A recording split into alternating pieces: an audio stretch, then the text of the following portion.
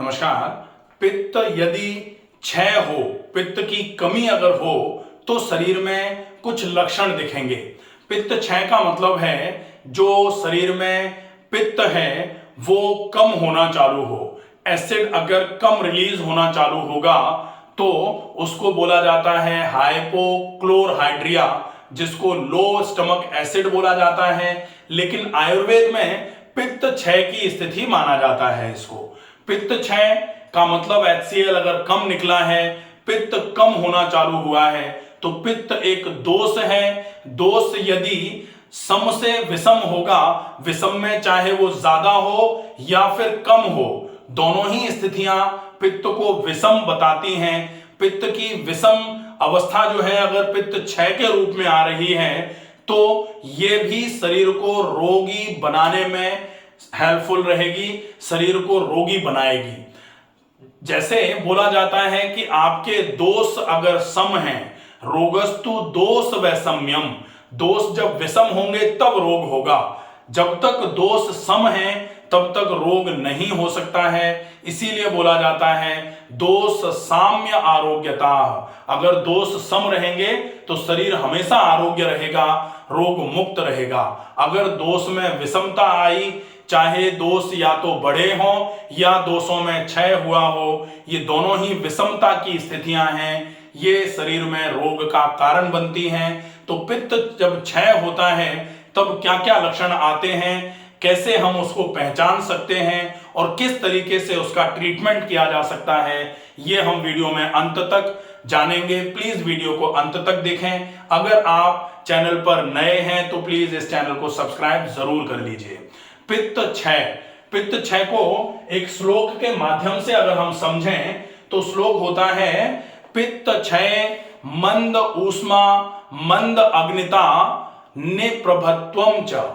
अब देखें, मंद ऊष्मा मतलब ऊष्मा जो है, गर्मी जो है वो जब कम हो जाए, मंद अग्नि, अग्नि जब कम हो जाए, और निप्रभत्वम च, प्रभा जो है वो कम होना चालू हो जाए, शरीर की कांति जिसको ग्लो बोला जाता है स्किन पर, जब वो डल होना चालू हो जाए, इसका मतलब है कि पित्त कमजोर पड़ना चालू हुआ है, पित्त का क्षय होना चालू हुआ है। अगर पित्त क्षय हो रहा है तो पित्त 5 प्रकार का होता है। पांचों प्रकारों में पित्त अगर क्षय पर जाएगा तो वो पांचों पित्तों के हिसाब से वो नुकसान पहुंचाएगा। अब पित्त अगर 5 प्रकार का है तो सबसे पहला प्रकार पित्त का है पाचक पित्त। पाचक पित्त अगर कम होगा तो पाचन से संबंधित समस्याएं करवाएगा, पाचन संबंधी विकार करवाएगा, अपच की स्थिति होगी, खाना पचेगा नहीं, अपच बनी रहेगी, अपच वाला मल निकल करके आना चालू हो जाएगा। यह है पाचक पित्त की कमी। तो पाचक पित्त। दूसरा पित्त होता है रंजक पित्त।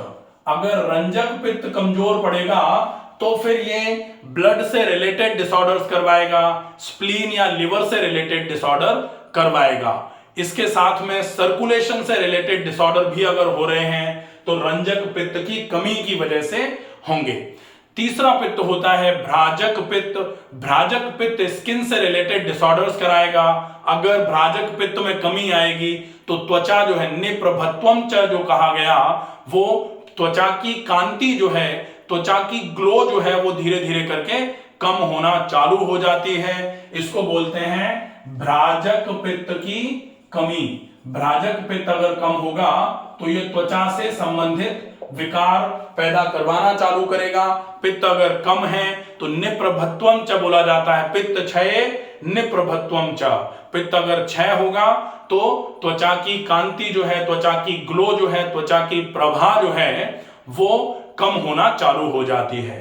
अब अगर पित्त साधक बिगड़ा, साधक पित्त जिसको बोला जाता है, अगर वो बिगड़ा तो ये डेफिनेटली स्मृति से रिलेटेड या फिर आपके मस्तिष्क से रिलेटेड बीमारियां कराने में हेल्प करेगा, बीमारियां करवाएगा।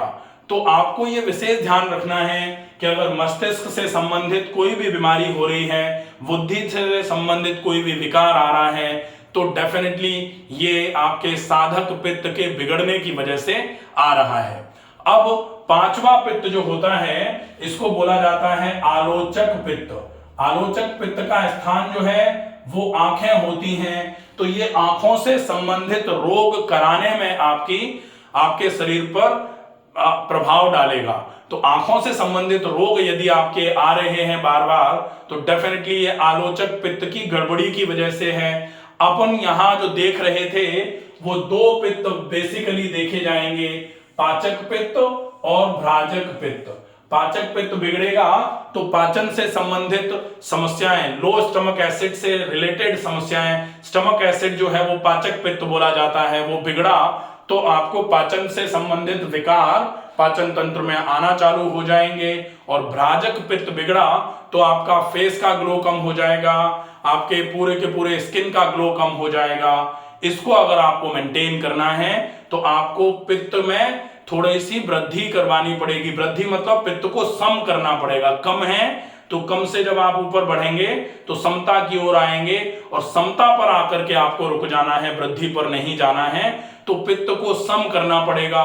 दोष साम्य आरोग्यता, दोष अगर सम हो जाएगा तो शरीर के रोग भी धीरे धीरे करके हट जाएंगे, शरीर रोग मुक्त हो जाएगा, शरीर आरोग्य हो जाएगा। अब आप इस पित्त को कैसे बैलेंस करेंगे? पित्त को बैलेंस करने के लिए आप कोशिश करिए ज्यादा से ज्यादा मात्रा में प्रोबायोटिक्स का यूज करें। प्रोबायोटिक्स में आप दही ले सकते हैं या फिर आप फर्मेंटेड जो फूड है उसका उपयोग कर सकते हैं। काफी उपयोगी, काफी फायदेमंद सिद्ध होगा।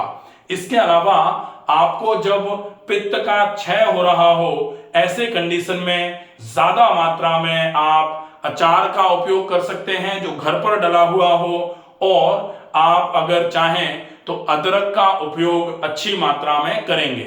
पित्त क्षय को अदरक से आप बहुत अच्छे तरीके से बैलेंस कर सकते हैं।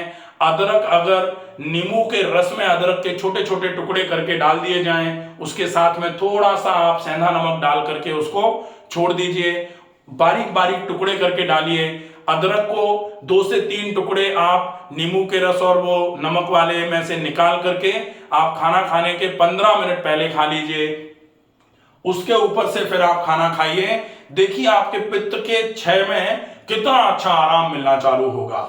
तो आप इसका उपयोग कर सकते हैं अदरक का। इसके साथ में आप कोशिश ये करिए, पित्त क्षय की कंडीशन अगर है तो ज्यादा से ज्यादा चबा करके खाइए खाने को। जितना ज्यादा चबा करके खाएंगे खाने को, आपको उतना ही ज्यादा आराम मिलना चालू हो जाएगा। आप एप्पल साइडर ले सकते हैं, ये आपके लिए बहुत अच्छा रहेगा। एप्पल साइडर बहुत ही बढ़िया तरीके से काम करने वाला रहेगा। नोनी करके एक साइरप आती है, तो नोनी आप ले सकते हैं, आप किसी भी ब्रांड की ले लीजिए। नोनी एक तरीके से बेरी है, आप उसको पानी में भिगो करके सवेरे सवेरे उसको अच्छे तरीके से पानी में मथ करके उसका रस अगर निकाल के ले पाए तो वो अच्छा है। या फिर वो साइरप के बेस में आजकल कहीं भी अवेलेबल है, उसको आप 10 से 15 ml 1 कप पानी में घोल करके मिला के लेंगे तो ये आपके लिए काफी अच्छा काम करेगी। आशा है ये वीडियो आपको पसंद आएगा। ज्यादा से ज्यादा लोगों तक इस वीडियो को पहुंचाएं। स्वस्थ रहें, सुरक्षित रहें। धन्यवाद।